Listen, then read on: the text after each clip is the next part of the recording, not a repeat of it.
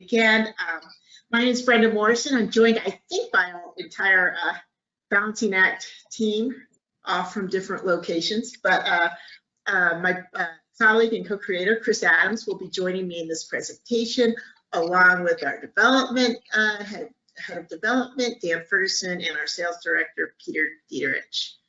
So just really quick before we get started, I'm sure you've heard this a million times, but we just want to reiterate, we just want to thank you for what you're doing, serving your community. We know in the finance area and in the administrative area, times are tough, and we just want to appreciate your service. You all, there's over 40 of there's a lot of you on today, and you represent all different localities through North America, from Canada to Florida, large cities, small cities, special districts, water districts, library districts, transportation districts. Also, such important public services. And we're pleased that you're here with us. Balancing Act, we developed this, my partner and I, during the last recession. So that's where the origin of this tool came from, is because we were doing, we're public policy. We worked in the public policy arena for the state of Colorado and local municipalities.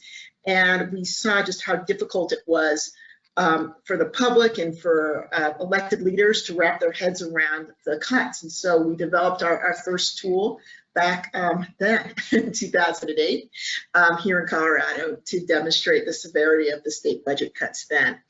And so that's the origin of it. And again, we've been reading and following the news all across the country and Canada, just how tough it's going to be this year and possibly the next 2 years as well.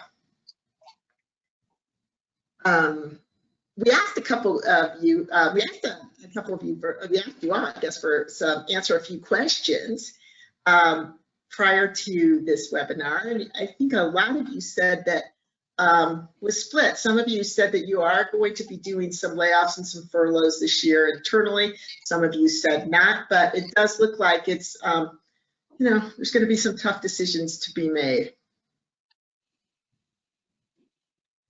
And again, we asked what kind of budget cuts you're going to be looking at. And it looks like many of you are looking at budget cuts more than 10%, and some of you are in the mid-range between 6 and 10%, and others of you are just looking to keep it flat. And some of you, it looks like you're going to be making some, but not as drastic. And a few of you, fortunately, hopefully, will be maybe increasing your budget. But it's certainly, it's just there's going to be a lot of tough conversations to be had. We developed this budget simulation, and we call it the 3 C's. As I said, this came organically. Chris and I are based here in Colorado, and we saw what was happening during the last recession, and we developed a simulation. And we just feel like why a simulation is a really effective, efficient way to convey budget information. And the first way is because of its constraints. It's because you all know this better than others, is that people have to see both sides of the ledger. They need to kind of see it with their own eyes, feel it, that you know you can't spend more than you've got. And so our tool and simulation, we allow for constraints, and Chris is going to show you that. The constraints that are built in the tool. So, you know, people just can't go crazy because, you know, sometimes there's legal requirements, sometimes funds are restricted. But we also just know that the context is important, and you all know the context better than anybody, but people have to understand what is behind that budget item. What's in there? Who does it serve? How is it funded? How many people? All those kinds of things are important to the public and for your elected officials and for staff, to be honest. We allow for all sorts of, we allow you to be able to put plenty of context in. And the last C is the consequence, is that, you know, really what does it mean when a service is cut? who does it impact? And is it immediate, or is it a consequence of 3 years down the road or 5 years down the road? So we, again, our tool allows you to demonstrate the consequences of decisions. And we feel that these threes are important, and we put a lot of thought into them, and that's why Balancing Act is built like it is. And then at this point, I am happy to turn this over to my co-creator, co-founder, Chris Adams, who's going to give you a quick tour. Chris, you there? Yeah, thank you. Yep, thank you, everyone. Thank you, Brenda, for that context setting. We've had unfortunately, we've had a really robust response and showing of interest in Balancing Act since it became evident that the coronavirus crisis would have a dramatically negative impact on local government. And so we've been talking with you all a lot, and what you're telling us is that you need ways to handle the very precipitous drops in revenue, and to have a way to communicate that with stakeholders. So one thing is that the public, the group you need to talk to is not just the public, but it's also internally with staff and with council. So we've created some new tools and some new approaches. I'm going to show you in a moment. We've got a mix of current clients as well as clients that are doing trials and considering today. But I'm going to show you a few examples, and then I'm going to, as they sort of exist as built simulations, and then I'm going to show you how to make them. So I'm going to go to the internet now. And this first one, I'm going to actually start with this one. This is a variation on what has been done in a lot of places so far. We have a number of local governments for the last 5 years or so. Fortunately, not the norm in U.S. and Canada, but they have started with a budget deficit. They sometimes have a structural deficit. The cost of service is going up faster than revenues, for example, and so they've needed to work with residents to try to understand what those look like, and to gauge what is the best thing to cut, or what might be a new revenue source. But the thing that's different about this is, one, an approach I'll just show you, but we've really put a lot of effort lately into giving you the ability to provide context from the outset, to provide a budget message, to ask people what type of support and input would be useful at this point. So this is meant to be a public-facing version of a simulation. And what's new in Balancing Act is that you can now customize the text that goes here. You can completely customize what goes here. You can put in your logo if you want to have some additional branding. You can put in a visualization. You can put in a picture. What we found to be very effective is to simply just do a very low production value headshot of an elected official that sort of talks, plainly about what's going on. So in this case, it's the mayor of Fairbanks, Alaska. And Alaska's been going through a recession for quite some time because of the depressed price of energy. And so those governments are using Balancing Act to just sort of say, look, we've got a tough situation, and we'd like you to sort of weigh in on how you think we ought to balance service levels with available revenue. And so if we clicked on it, I think he talks for about 10 or 15 seconds, and they have a couple screenshots. But it's very effective, I think, in terms of just getting across what's going on and what type of input is being sought. We now have a second optional screen, which I think is very useful as well. This one allows you to gather information from the outset. So we, for a long time now, we've had exit questions. When somebody hits submit, you can ask a variety of types of questions. We now have the ability to ask that at the beginning as well. And so you can, once again, present some text, and then you can ask a question such as, are you a resident? And do you have students in the school district? This is for a school district budget. And then this one we found to be really useful as well, because we've received a number of questions from some of our clients where particularly elected officials are interested in, are we getting a distribution from across the city, or a geographic representation or something like that? And people are reluctant to provide their address on a website. And so we created a way we call drop a pin to get a general sense of where somebody lives without having to ask them for their address. And so by just putting your postal code in, this works in the US and in Canada, you can simply, it pulls up a map, and you can simply just drop a pin about where you live. And so you can just, if you live about here, you can drop a pin and then hit continue. Now what this does is it writes the longitude and latitude of where that pin drop is to the record of the user's actions. And so you can then pinpoint what users in one area said compared to another. And then we also do a visualization of where all the pinpoints are as well. Okay, so what's useful about this in this example, this is for a school district that's expecting a deficit, is that they explain both the source of the shortfall and they provide some options. And so balancing act, as most of you are familiar, we've got spending over here, we've got a donut chart over here, we've got we call this the balance bar. Right now it's out of balance by $11 million. But if you go down here to the revenue, you can sort of begin to explore what that looks like. And so if you open up state funding reduction, because in this case, the school district is getting a contribution from the state as it does every year. And so it's got a description of the title, a little bit of context, but then they say, we don't really know what this is all going to hold. And so which of these revenue assumptions should we make? And so as of April 1, 2020, they were expecting $8.3 million less than they thought they were going to get.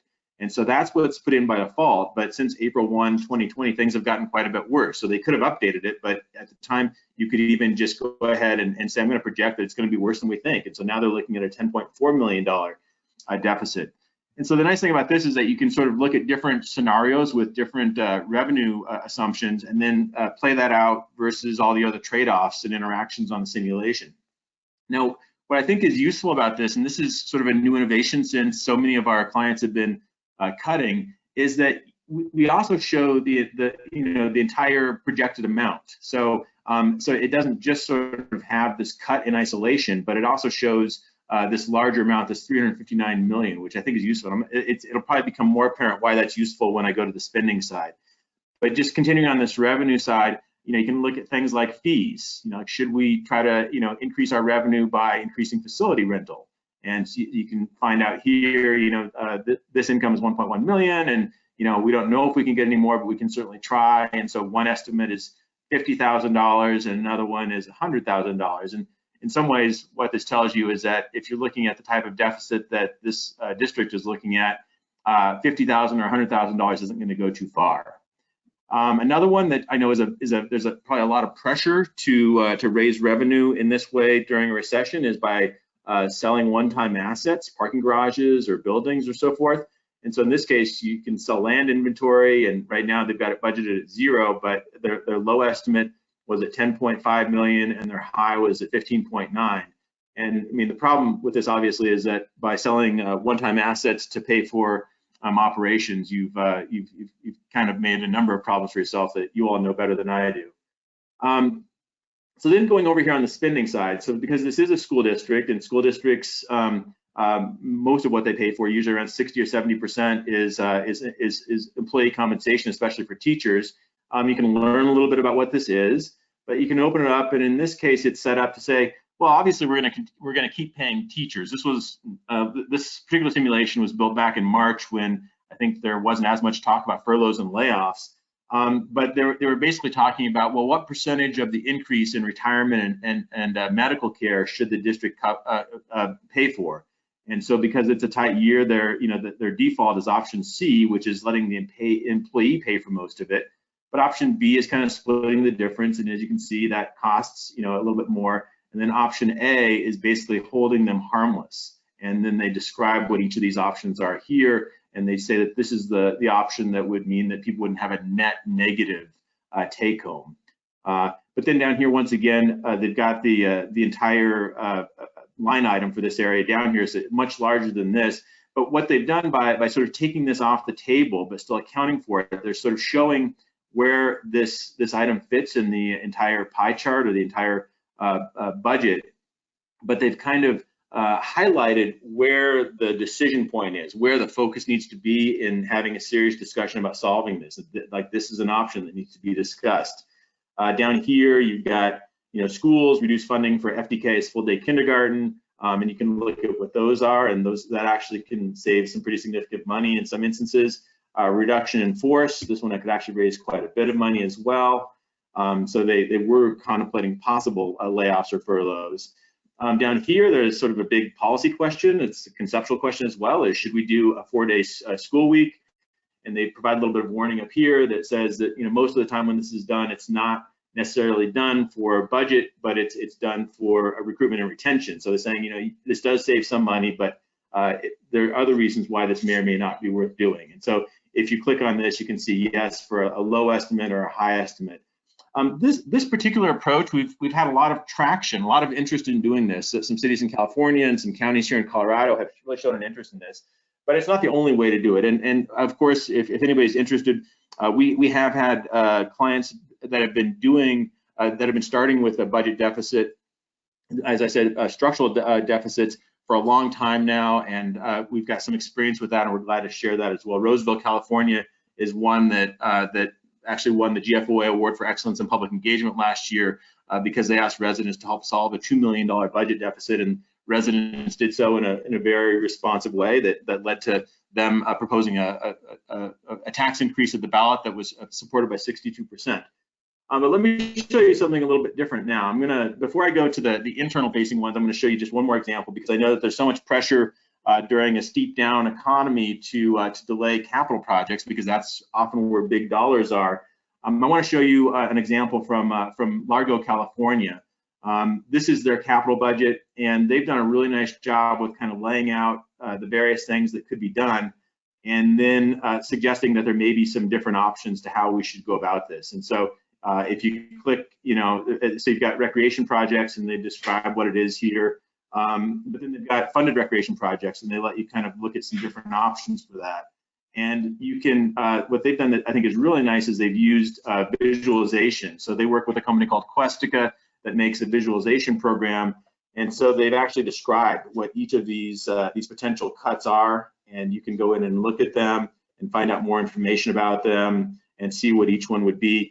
This is one that could be used with residents, but we've also had a number of planning departments and CIP experts who have you know, said we really need to find a way to prioritize these projects. Some may need to be cut, and I know that researchers and experts in cutback budgeting suggest that you try not to cut too much from the capital budget, but in some cases it might be unavoidable. And Largo, Florida has a really nice example of how that could look and some various options on that.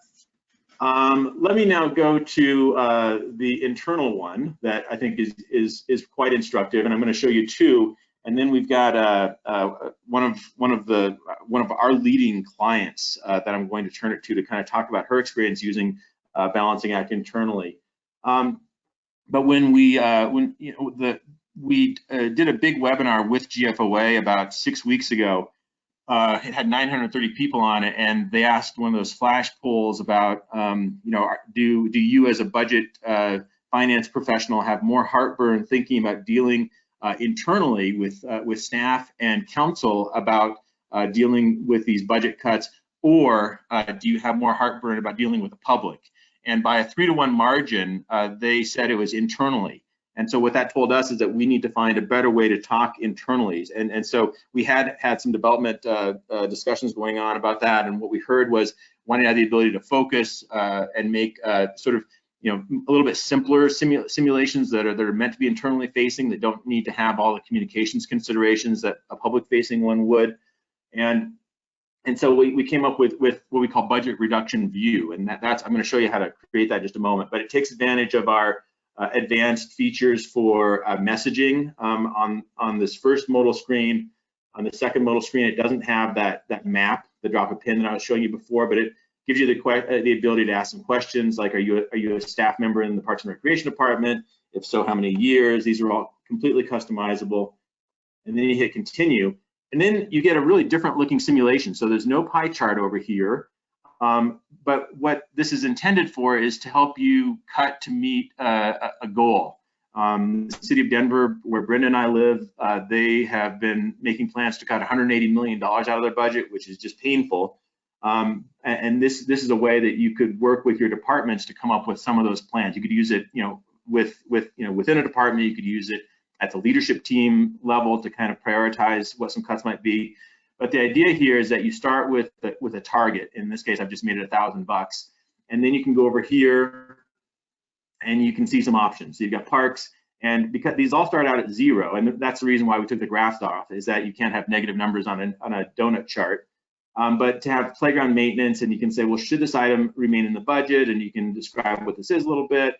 And basically, it's just meant to be like yes, no. And if you say no, well, you've come up with $400 in savings, and now your deficit that you're trying to fix is only $600. Down here, you've got biweekly seasonal park grass mowing. Should this item remain? And say, well, let's reduce it to once a week. What about summer youth trail maintenance? Well, we might need to get rid of that too. Down here, should the current maintenance schedule, should this item remain in the budget? This is for recreation centers, and it's saying, well, let's defer half of these regular items, and you can look at what that might be. And we've also taken off the share feature over here, which is it can be toggled on and off from the control panel, because you probably don't want this shared necessarily. The share was meant more for the public-facing one. But the idea here is that, and the other thing I'm going to be showing you is how to create these yes/no questions extremely quickly from the CSV import. All right, another one. This is one that sort of breaks our heart to even make it, but it's one that, given the magnitude of cuts that many of you are looking at, is a possibility. It's meant to have a discussion primarily with staff, but it could be with council, it could be even with the public, about how to deal with one of the largest expense in most governments, probably, which is personnel. And so there's an opportunity to provide a little bit of context here, of course. Then once again, you can ask these questions. I'm just going to skip through this. But the idea here is that, well, we've got to cut $8 million. And if you look over here, you see that, furloughs and layoffs already has 1.4. I'll come back to that in just a sec. But you've got 3 options here. You can say, should we, take the most likely assumption at the moment? Should we take an optimistic assumption? I'm going to go ahead and take the optimistic assumption. And that gives us $2 million more. So if you go up here, you've got $4.6 million that you need to cut. So here's some options. So let's go to furloughs and layoffs first. And you see that there's a hiring freeze, and you find out that this has already been done. So that saved you $1.4 million. So that helps you get to your target. You go down here to furlough days, and you say, well, which of these options should be implemented? And you could say none is the default. But if you could say, well, what if we required everybody to take 2? That would save us $1 million. So that helps a bit.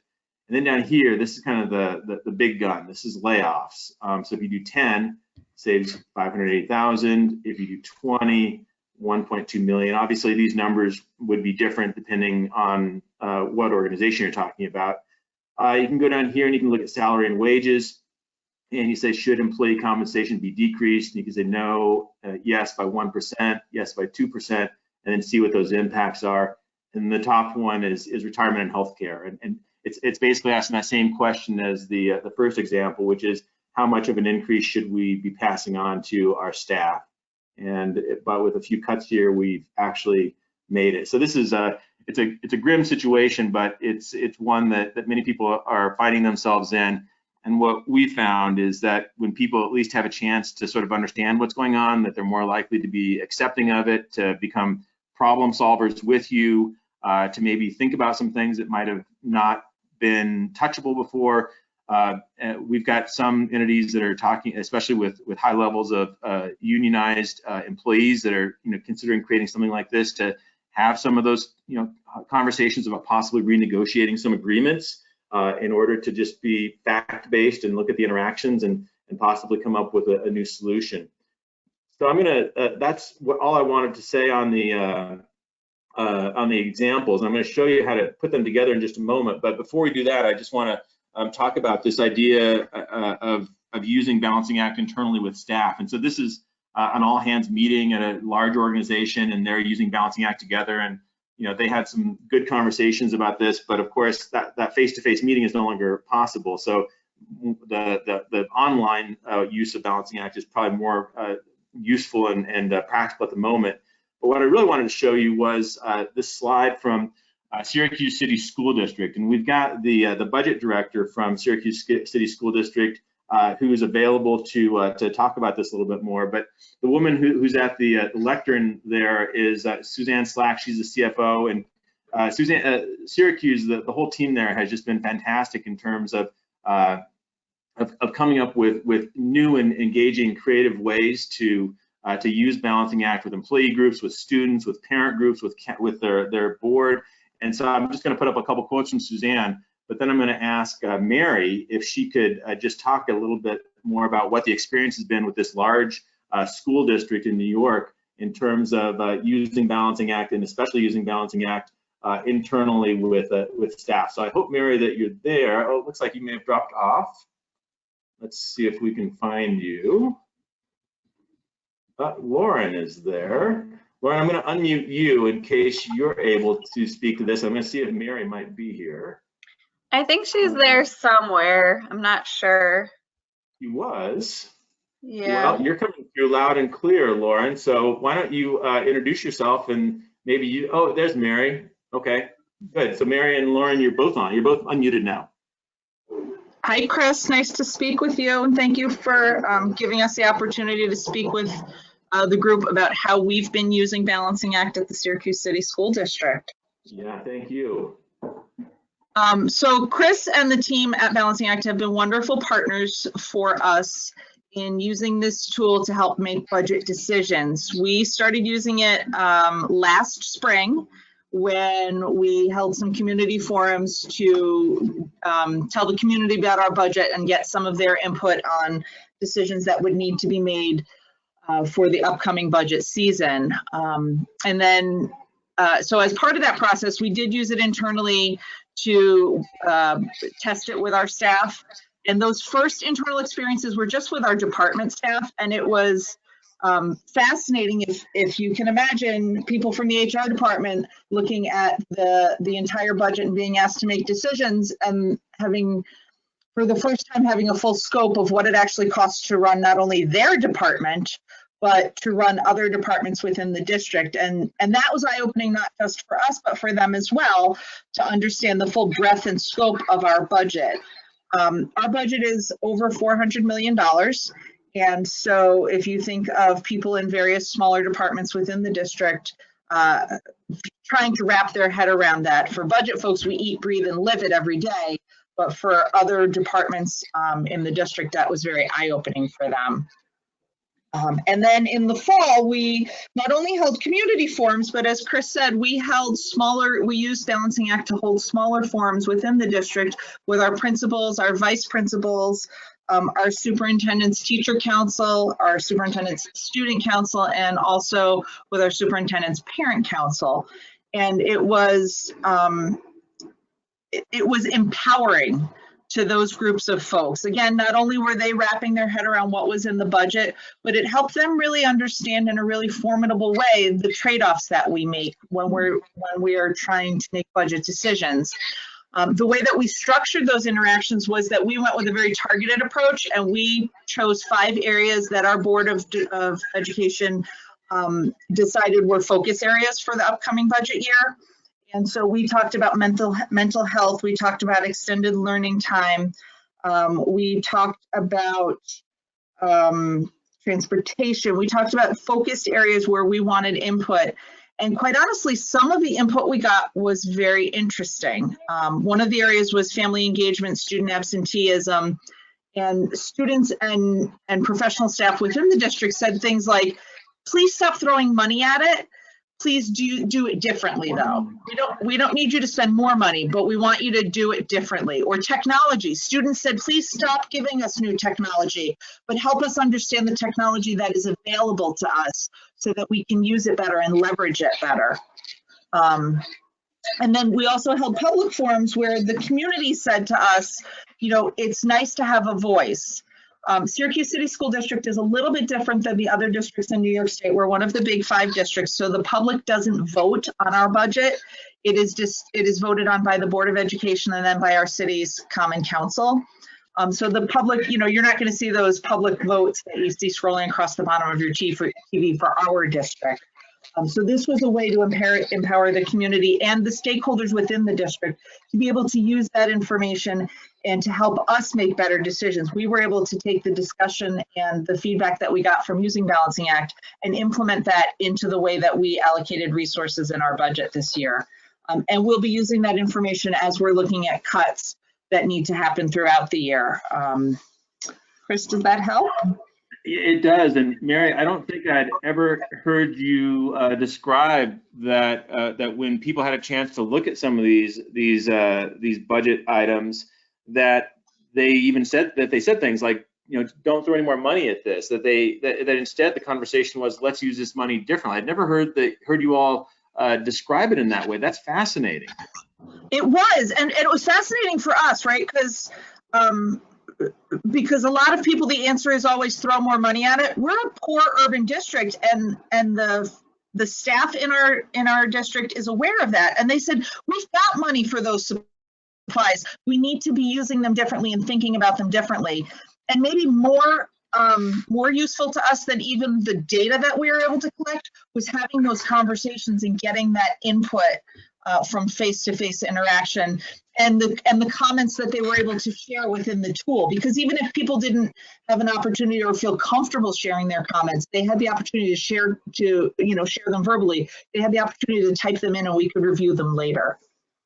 Wow, that's amazing. And you know, Balancing Act is not going to be a tool that magically makes money appear, but what it does is it can change that relationship between the budget finance function and the rest of the organization about how to use funds well, but also to give them some ownership so that they're not that they just have a different approach and different attitude to solving problems. Absolutely. Oh, that's amazing. Yeah. Chris, one of the other things when we met with not only staff but with the community from the revenue side, you know, a lot of times the answer was, well, ask for more state funding. And we were able to say, we can do that, but we need your help. We need you to contact your public officials and let them know that you support this and that that we need this money. One of the things that we often ask about is tax levy, and asking the community, would you be willing to pay more in taxes to support the school district? And so we were able to take that data and share that with our local city to support asking for more tax revenue, or a bigger piece of the tax revenue. Right, and I think that's very powerful as well. I mean, not to become inappropriately political, but for government to thrive and to have the resources it needs to be in fact operating in an effective way. But the public needs to support it, and in some instances that means that the public is going to need to increase their taxes or to put pressure on elected officials to make something a higher priority. And when people understand what that priority is, they're more likely to support it. Absolutely. Yeah. And for some people, it was that impetus to say, I do support this. Let me make my voice heard. As you know, our slogan not only when we met with the public, but with our internal staff was your voice counts. And this was our way to let staff know and the public know that their voice counted in the decisions that we were making for the school district. Yeah. Well, Mary, that's great. And that's why I wanted to feature you guys on this very tough webinar. Is because you guys have used the tool in the way that we sort of intended, as a way to communicate with the public that then has, you know, some impact on the conversation elected officials have. But you've also just really paved the way in terms of using it within the organization to make people feel more bought in and have a stronger sense of agency and hopefully be willing to make some of the hard choices, but also put, you know, nose to the grindstone to carry through with what resources are available. And you know, thank you for saying those kind things. We couldn't have done it without the support that we got from you and your team as well. Having a tool, a software tool that was so easily interfaceable really aided in that process and made it easy to do that. Oh, well, thank you. You all have been a pleasure to work with. I mean, I know that you're awfully busy, so I won't keep you any longer. But thank you to all of you, and best of luck with things in Syracuse. Thank you. All right. So now let me show you how to use some of these tools. And these tools, I think some of them might have been available when Syracuse was doing its work, but we've really improved them substantially just in the last few weeks. Three new features. So I showed you that branding messaging, the ability to put a video at the front end and kind of let people know what's going on and ask them for the type of support you need. Hiding graphics is easy. And then we've also got this ability to create these scenario questions from a CSV. And it's a little bit tricky. And for some of you who are brand new, it may not sort of gel what's different here, but it actually can really be, I think, a nice time saver. Okay, so the first thing is the entry-exit screens. Very easy to do. I'm just going to quickly, talk about what's available here. So once again, you've got these two new screens that you can easily adapt, and you can collect information. Let me go to. I'm just going to go to my control panel. Sorry, and show you how to put this together. So this is just mine, and you can go to. There's a new panel called Exit Entry. Very easy to build. The first part of the screen talks about entry questions. So those are the questions that get asked at the outset. And so in this case, one question is, are you satisfied with city services? And there's a very easy way to sort of create these questions. You just click on this and write your question, and you choose your question type, etc. I'm not going to go through doing that, but you can get the questions that you want. You can decide to include them, not include them, to make them required. If you want to ask the same question on exit, like you might want to ask the question, are you satisfied with city services or something like that, you can have it repeat by clicking this button over here on the right. Exit questions work in the same way. These questions appear when somebody hits submit. If you want to include that drop a pin functionality, it's completely optional, but you just toggle it on and off right here.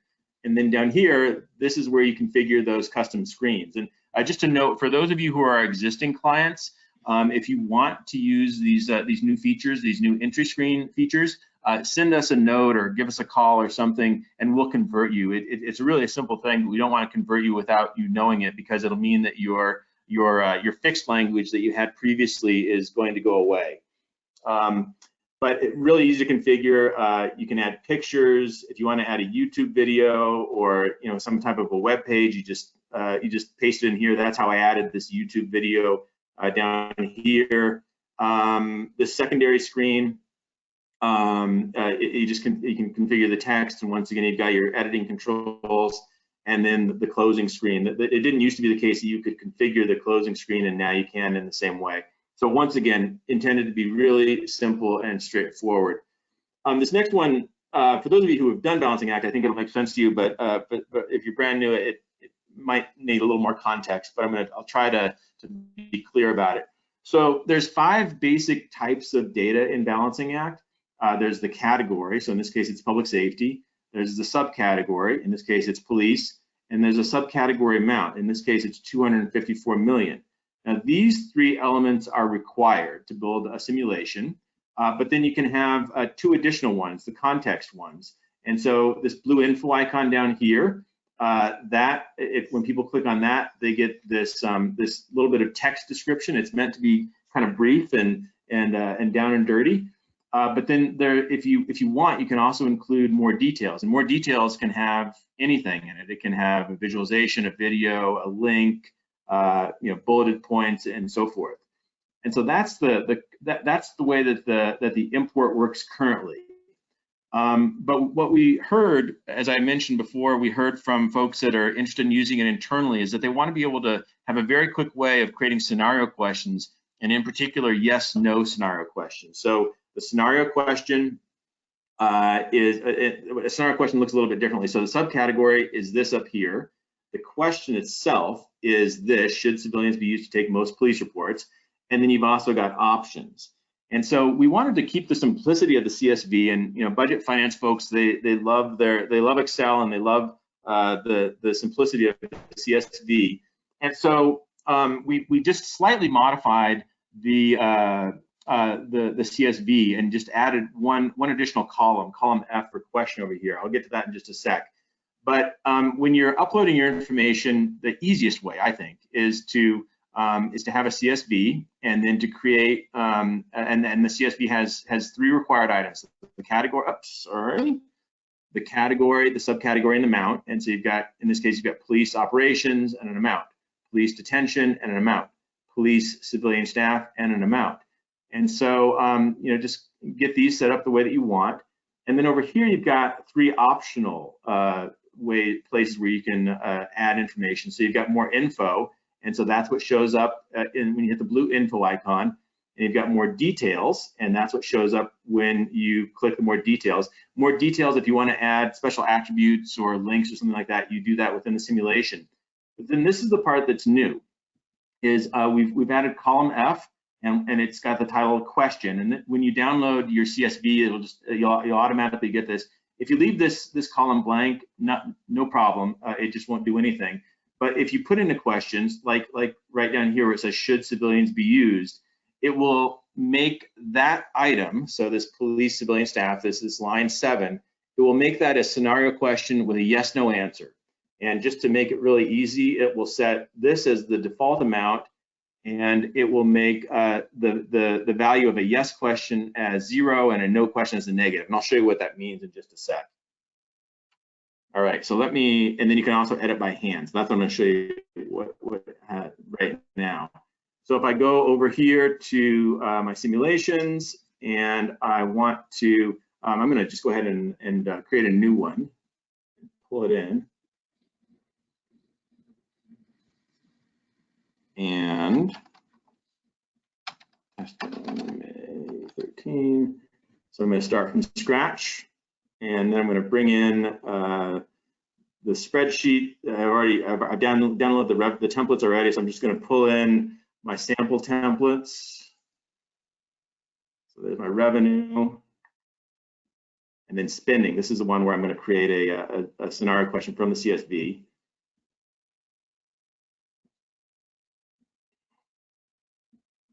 Okay, so when I go to preview now,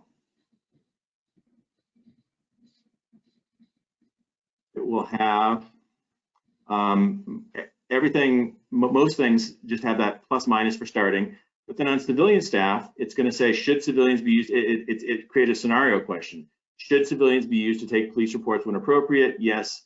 Yes means basically no impact here, but no is going to essentially negate that, and it's going to take it off the table. And so this is how we wanted to keep it simple right off the bat for the start. So it just creates a yes, no question, where no automatically has the opposite of the starting value. But if you wanted to edit that, you could very easily do that. You'd go over here and you would say, let's edit that, and let's make this $100,000, something like that.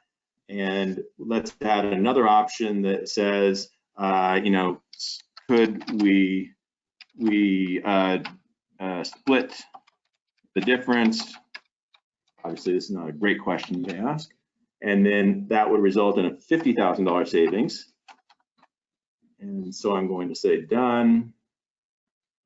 And then if I go up and preview it, there's going to be some new option, or a new option and some different dollar amounts. So the questions stay the same, but we've also got no, and that is now worth $100,000. But then we've got, could we split the difference? So the idea being is that you can very quickly create these scenario questions, which very often it's a yes, no, like should we do this project, should we not? Should we continue to run this program, should we not? But if you want to add some nuance and some context, and you can even put an info icon here, you can do that very easily. Now, I hope that was kind of clear, and if it's not, raise your hand or send a text or a chat or something like that. We're also happy to, anytime you want, we'll do a screen share with you to help you set it up yourself. All right, this is just a screenshot of that edit field. All right, so the next one is toggling charts, and this one is super easy, so I'm not even going to go to the live simulation. I'm just going to show you where that is. There's a tab up here for settings, and when you go to settings, there's a lot of just kind of stray things that you can do, and towards the bottom of this section, you can just click or unclick. I'm in the bottom left of the screen if you've lost me, and you can just unclick or click display chart. And then another thing you might want to do for internal use is you might want to disable social media sharing. Once again, that's just a very quick toggle. And that's really it. We didn't want to take too much of your time today, but we did want, especially for our, well, it's for everyone, for our existing clients, we wanted to make you aware of these features that are now in your account, or in the case of the new entry questions, contact us, and when you're ready, we'll change you over. But we really have heard from folks that to wanting to have a way to sort of work on these budget cuts from a stakeholder collaborative approach, and needing some tools to do that. And so we've done a little bit of that, but we're also continuing to think and develop. And if anybody has any ideas for features that would help with your particular use case, contact us, and we'll do our very best. Anything else? Chris, Corinne, Yeah. it's it's me. I was gonna say it's Brenda, but you know that. Hey, Corinne from Prince Rupert just asked if a budget item changes, and she can you re-import the Excel spreadsheet or manually change the budget item and bouncing it? Sure, the answer is yes. Very easy to do. It's especially easy to do if you haven't activated yet. So there's a preview button on all the simulations, and it's over here. And you can take a look and preview and go back and forth and change it as many times as you want. Easy to do. And then when you activate it, it becomes a little bit harder. One of the things that we're actually working on right now is the ability to edit an active budget. We don't quite have that down, but contact us if you need to. But what happens more frequently is that people duplicate. So if you've already activated your budget and you want to make a change, the easiest thing to do is to simply go over here and create a simulation, and then duplicate the one that you want to iterate off of. But before you activate, you can make any changes you want. And one of the things Dan, our senior developer, is working on right now is the ability to re-import. So you can change an entire field of values or even text. So we're getting better and better on that. Once again, that was a feature request, and that's what is keeping Dan busy right now. Does anybody else have any other questions for us today? Happy to, we know this, as I said, Chris reiterated, and we know this, is that some of you are new and have never built a simulation. Some of you have built many simulations and are looking to tweak maybe what you have or develop kind of a different take this year. But if you haven't built one, just drop us a line after this, and we're happy to go through kind of step by step from the beginning. For some of you, it's more intuitive than others, and this is also being recorded, and so we'll be sending out the recording if you need to review it or have somebody else on your staff go through this. We just also want to reiterate, some of you on this know this, I know Rachel from the Department of Local Affairs here in Colorado, is that our firm was built, we helped cities, states, associations kind of solve hard problems, and a lot of them over budgetary. And we knew that people just needed a better way to have a conversation, to convey the information in an easy to grasp, in a way that's easy to grasp, but still provides the entire context. So that's kind of was our background, Chris's and mine, before we developed this software. So again, Chris, do you have anything to end up with other than that? I think we're going to end 10 minutes early. Yep, the last thing I was going to say is that if you want a copy of the presentation, it's in the handouts. And then we'll also send a follow-up that'll have a link to it. So if you want to take a look at the slides, they're available to you. Great. And yeah, once again, feel free. I think you all got an email about this, but if you need to contact any of us, it's usually our name, Chris@abalancinact.com, Brenda@abalancinact.com, Peter@abalancinact.com. And just remember, it's a balancing act because balancing act was taken. So we had to have abalancinact.com. So thank you very much. Enjoy your day, and please stay well, stay healthy, and we look forward to speaking with you more. All right. Thanks for Thanks joining us. everybody. Thanks, Bye-bye. especially Mary and Lauren. Yes, Mary and Lauren, you are great. Thank you so much. Thank you. Bye. Bye-bye.